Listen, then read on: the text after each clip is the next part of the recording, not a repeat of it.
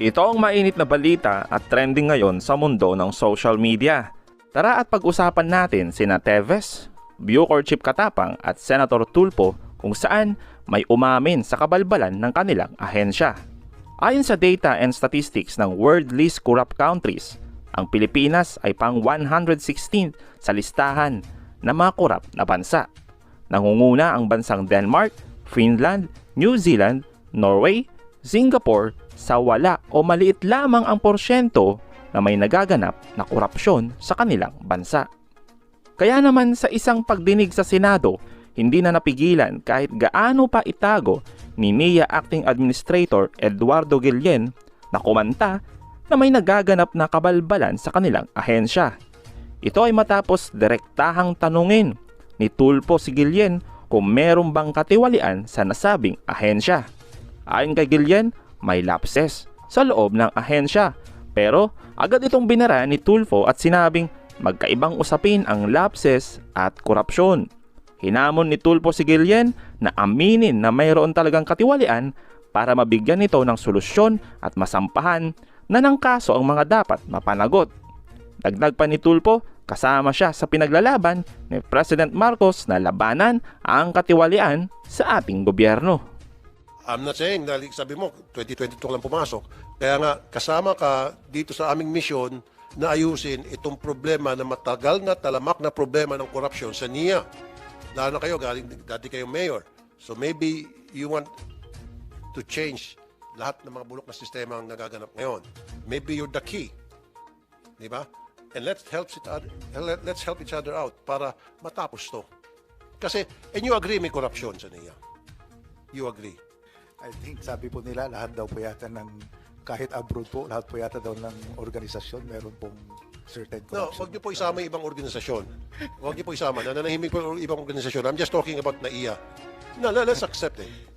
Yes, no, sorry, not NIA. Excuse me. Just NIA.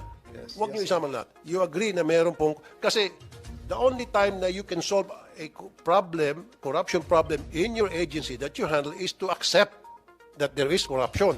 Kasi if you don't accept that there is corruption, how can you solve that corruption problem? Agree. Denial Agree, sir. is not the right answer Yes, to solve agree, sir. any problem. Agree so, ako. so now, you agree that there's rampant corruption in NIA, kaya nga nandiyan ka at susolvin mo. Sir, tanggalin ko muna yung rampant. Agree na may meron pong lapses and No, at don't saka- use the word lapses.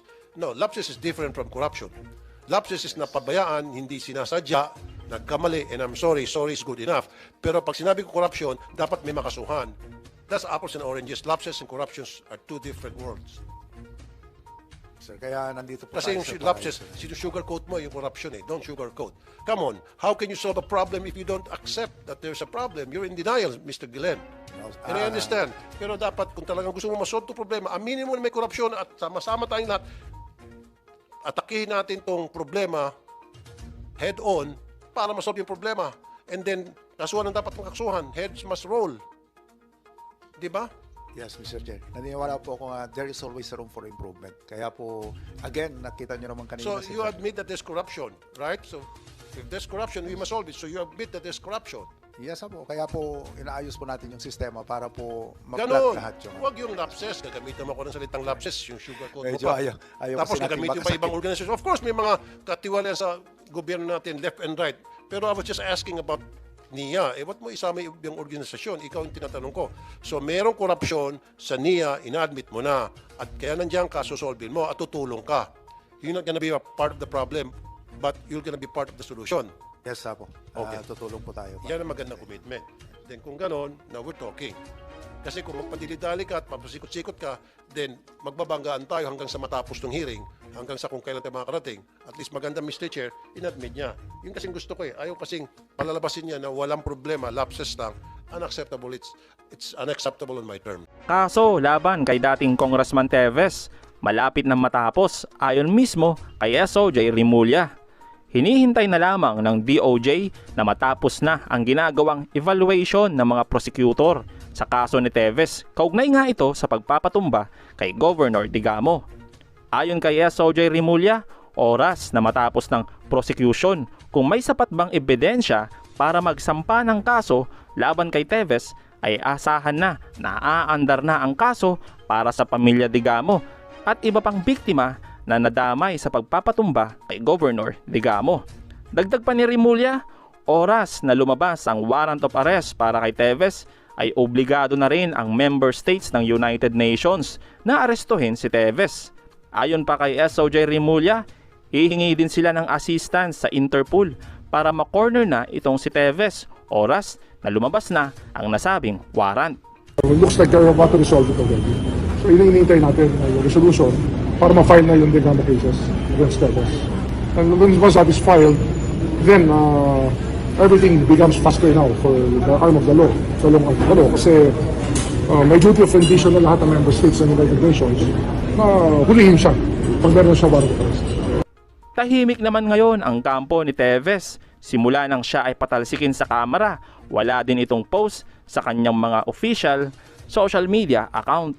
Ayon sa iba nating kababayan, malamang ay tuluyan ng magtatago itong si Teves at wala nang paramdam dahil alam niya umano na maliit na ang kanyang mundo.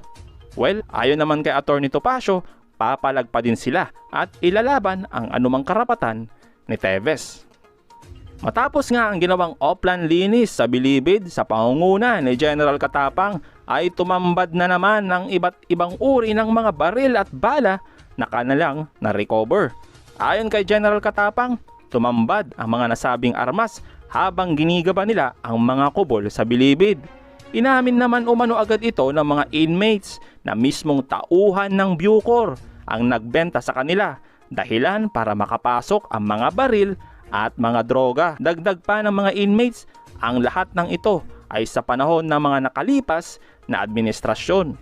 Paglilinaw naman ni Katapang na hindi pa nila alam kung kaninong liderato naganap ang bentahan mga baril at droga sa mga preso. Hiling ni General Katapang na dagdagan ang kanilang pondo na aabot sa 20 billion pesos na pondo para sa pag-aayos sa Bilibid. Kailangan po namin kasi ng mga about 20 billion. Ang naibigay lang po nila mga 400 million. So talagang wala pong effect yun. Kaunti lang po siguro, mga 2,000, good for 2,000 TDLs lang yung construction na amount na 400 million. So hopefully po madagdagan yan during the budget hearing. Kasi po after 5 years, 2028, ang balak po namin, isara na po itong New Bilibid Prison at ilipat na sa malalaking kolonya na maluwag, maliwalas, mga masusolve, marami pong masusolve yung malnutrition ng mga PDL. Kasi pag dinala nyo po sila sa Palawan, 28,000 hectares po yun. Kahit nga bigyan natin ng kalahating hektarya yung mga PDL, sobra-sobra pa, may maiiwan pa. At kung mabigyan naman sila ng sariling lupa nila, na tatamnan nila, yung pagkain nila na 70 pesos per day, may ibsan, no? Kasi pwede na sila sa kalahating hektarya, pwede na sila magtanim ng gulay, pagkain nila, mag-alaga ng manok, hayop, no? At kahit magtanim pa nga sila ng sarili nilang bigas, no? So, maraming solusyon po yan. So mga kababayan, anong masasabi nyo patungkol dito? Comment nyo lang inyong opinion at ating pag-usapan.